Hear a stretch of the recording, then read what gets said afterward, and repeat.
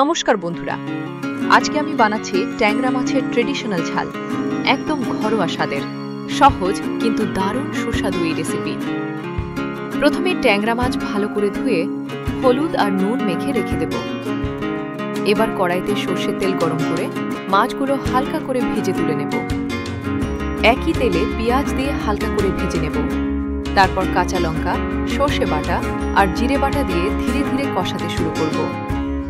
তার সঙ্গে দেব হলুদ আর নুন। মশলা থেকে কাঁচা গন্ধ চলে গেলে অল্প জল দিয়ে আরো ভালোভাবে কষিয়ে নেব। এখন ঝোলের জন্য প্রয়োজন মতো জল দিয়ে ফুটে উঠতে দেব। জল ফুটে এলে ভাজা মাছগুলো কড়াইতে দিয়ে ঢেকে 6 থেকে 8 মিনিট রান্না করব।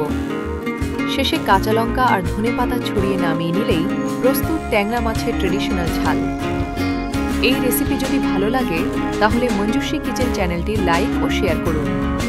আর নতুন রেসিপি পেতে সাবস্ক্রাইব করতে ভুলবেন না।